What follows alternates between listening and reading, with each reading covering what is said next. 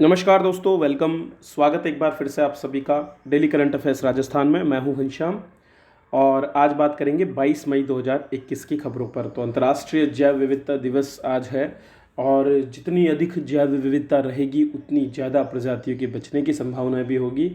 तो चलिए इसी के साथ शुरुआत करते हैं। गुलदस्ता करंट अफेयर्स बुक जो कि अप्रैल माह का संस्करण है वो अवेलेबल है एप्लीकेशन पर, तो आप इसको ले सकते हैं। 35 रुपये की ये बुक है, लेकिन हिंदी और इंग्लिश दोनों में आपके करंट्स को कवर करती है। तो चलिए पहला प्रश्न देखते हैं। दोस्तों, हाल ही में दुनिया का एक सबसे बड़ा हिमखंड जो अब तक का रहा है वो टूटकर अलग हुआ, आइसबर्ग, और इसको नाम दिया गया A76। तो ये अंटार्कटिका क्षेत्र में जो है एक बड़े पहले से तैरते हुए हिस्से से टूटकर अलग हुआ है और वर्तमान में यह वेडल सागर में तैर रहा है, जो कि पश्चिमी अंटार्कटिका में ही एक बड़ी खाड़ी के रूप में स्थित है। जिस आइस शेल्फ से ये टूटकर अलग हुआ है उसे रोन आइस शेल्फ के नाम से जाना जाता है। आइसबर्ग 170 किलोमीटर लंबा और 25 किलोमीटर चौड़ा है और इस आइसबर्ग को कॉपरनिकस सेंटिनल नामक जो यूरोपीय अंतरिक्ष एजेंसी का एक उपग्रह है उसके द्वारा देखा गया। हर बार जब अंटार्कटिका से कोई भी हिमखंड निकलता है तब क्या होता है, समुद्र का स्तर बढ़ता है क्योंकि वो अंटार्कटिका महाद्वीप का हिस्सा होता है। लेकिन यहाँ पर चूंकि ये रोन आइस शेल्फ पहले से ही जो है पानी में तैर रही थी, इसलिए इस बार पानी पर ऐसा कोई प्रभाव नहीं पड़ने वाला है। मई 2020 में यूनेस्को ने भारत के कितने नए स्थानों को विश्व धरोहर की संभावित सूची में सम्मिलित किया है? तो भारत द्वारा कुल 9 जो स्थल हैं उनके लिए प्रस्ताव भेजा गया था, जिनमें से 6 स्थलों को संभावितों की सूची में सम्मिलित किया गया है। तो एक सूची तो जहां पर यूनेस्को धरोहर स्थल की होती है, दूसरी एक अन्य सूची होती है जिसमें संभावित स्थल होते हैं जिन्हें आने वाले समय में विश्व धरोहर के रूप में सम्मिलित किया जाता है। तो 6 स्थान हैं, जिनमें उत्तर प्रदेश के वाराणसी के जो गंगा घाट हैं उन्हें, तमिलनाडु में कांचीपुरम के मंदिरों को, मध्य प्रदेश में सतपुड़ा टाइगर रिजर्व को, महाराष्ट्र में सैन्य वास्तुकला मॉन्यूमेंट्स को और कर्नाटक में हीरेबेकल जो मेगालिथिक साइट है उसे, जबकि मध्य प्रदेश में नर्मदा घाटी के भेड़ा घाट और लमेता घाट क्षेत्र को इसमें सम्मिलित करने के लिए चुना गया है। दोस्तों, अब तक देश के कुल 48 जो धरोहर स्थल हैं वे संभावितों की सूची में सम्मिलित है, जबकि कुल 38 ऐसे स्थल हैं जिनको विश्व धरोहर जो है घोषित कर दिया गया है। इनमें से 30 हमारे स्मारक स्थल हैं, 7 जो है प्राकृतिक स्थल हैं और एक जो है वो दोनों संयुक्त स्थल के रूप में चुना गया है। रक्षा अनुसंधान और विकास संगठन अर्थात DRDO द्वारा विकसित कोविड-19 की नई एंटीबॉडी परीक्षण किट का नाम क्या है? तो डिपकोविन नामक एक नई एंटीबॉडी परीक्षण किट जो है वो विकसित की गई है DRDO द्वारा, जो न केवल मरीज के शरीर में एंटीबॉडी का पता लगाती है बल्कि इसके साथ साथ उस वायरस का भी पता लगाती है जिससे ये फैल रहा है। तो डिपकोविन की इस किट से व्यक्ति के शरीर में कोविड एंटीबॉडी क्षमता की मौजूदगी का परीक्षण किया जाता है। Drug controller general of India ने डिपकोविन किट को परीक्षण के लिए इस्तेमाल की मंजूरी दे दी है, क्योंकि 1000 से ज़्यादा लोगों पर इसका ट्रायल किया जा चुका है। DRDO के अनुसार डिपकोविन किट शरीर में SARS-CoV-2 के वायरस और इससे लड़ने वाले प्रोटीन दोनों का ही पता लगाती है और इसीलिए जो इसकी एक्यूरेसी है वो 100% मानी जाती है। किट के जरिए परीक्षण में काफ़ी कम समय लगेगा और केवल 75 मिनट में रिपोर्ट आ जाएगी। किट की शेल्फ लाइफ 18 महीने है और किट का दाम भी काफ़ी कम रहेगा, 75 रुपये में ही ये टेस्ट हो पाएगा। DRDO के lab defence institute of physiology and allied sciences laboratory ने इसका विकास करने के बाद दिल्ली की एक निजी कंपनी वैनगार्ड डायग्नोस्टिक्स के साथ में मिलकर के इसका जो है डेवलपमेंट, इसका उत्पादन जो है प्रोडक्शन शुरू किया है। तो ये एक और नया जो है उपाय जो कि लोगों को कोविड-19 की पहचान करने में सक्षम करेगा।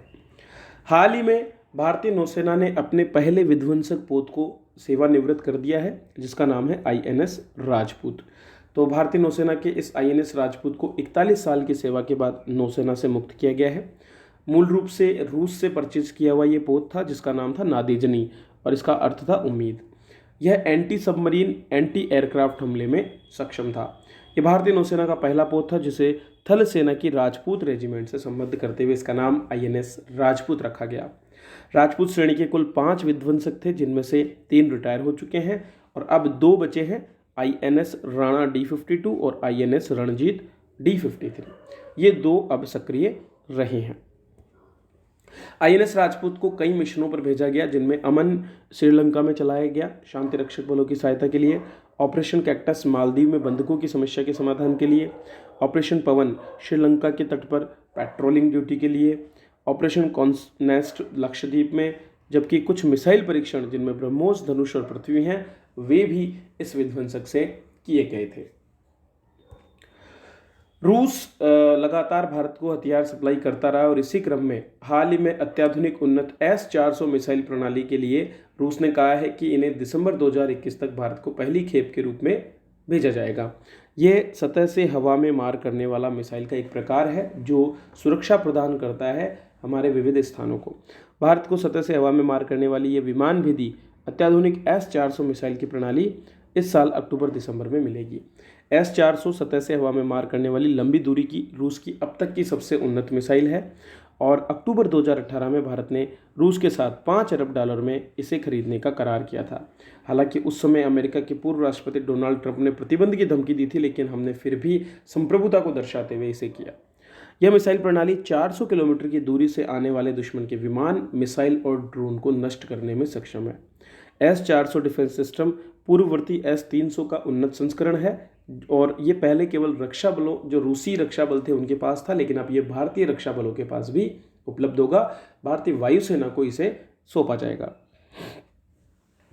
दोस्तों, हाल ही में प्रसिद्ध पर्यावरणविद और पर्यावरण गांधी कहे जाने वाले सुंदरलाल बहुगुणा का निधन हो गया, जो मूलभूत रूप से उत्तराखंड से जुड़े हुए थे। तो 21 मई 2021 को इनका निधन हुआ। कोविड-19 से ये संक्रमित थे। चिपको आंदोलन का प्रवर्तक इन्हें माना जाता है और 9 जनवरी 1927 को उत्तराखंड के टिहरी गढ़वाल में इनका जन्म हुआ। चिपको आंदोलन भारत में वनों के संरक्षण के लिए शुरू किया गया था। जब उत्तराखंड में विकास कार्यों के लिए जंगलों को काटा जाने लगा तो बड़ी मात्रा में लोग पेड़ों पर चिपक गए थे और इस आंदोलन को लेकर के काफ़ी चर्चा में भी जो है रहा, क्योंकि ये एक पर्यावरण को संरक्षण में सबसे अहम देश का आंदोलन माना जाता है। जिस तरह से खेजड़ली आंदोलन राजस्थान में हुआ, उसी तरह से उत्तराखंड में ये चिपको आंदोलन किया गया था। चिपको आंदोलन जो है, इसके अलावा उन्होंने टिहरी बांध के विरुद्ध भी आंदोलन किया था।